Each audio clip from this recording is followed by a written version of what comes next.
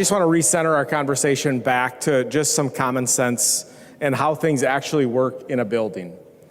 So just as a reminder, each building that I've ever worked in has something called a building steward. That's the contact person for the union. And that is the go-to person within the building if there is a union issue that is happening. So that's the first thing that I think is important to keep in mind.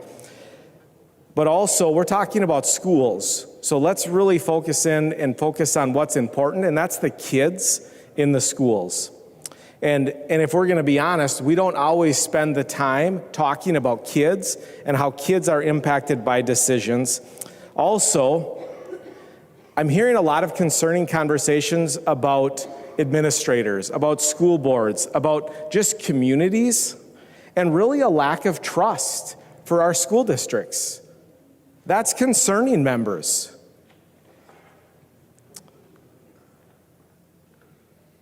Our school districts, right now, they are very concerned about what's going to happen. I was at school this morning and had a meeting with my superintendent and my business manager. They are concerned.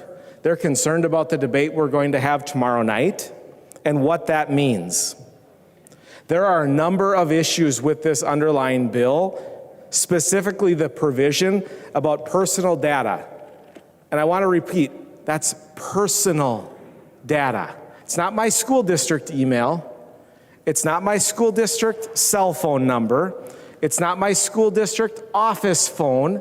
That's my personal email. I was a member. When I taught, I was a member of Education Minnesota.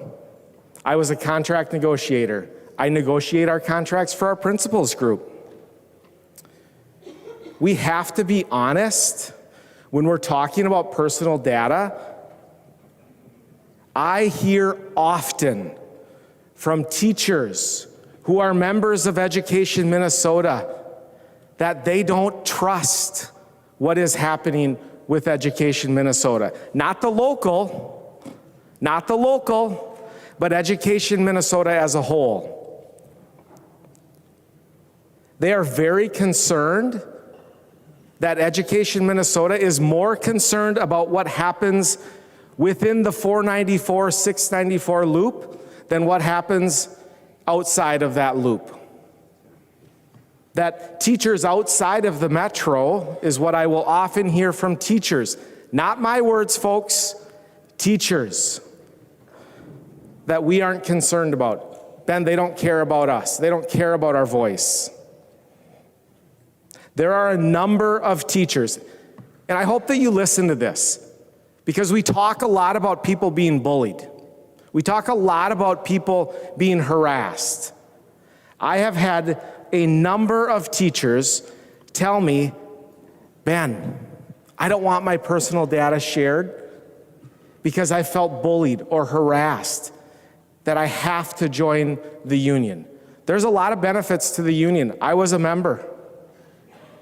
But no one should ever feel bullied or harassed to be part of a union.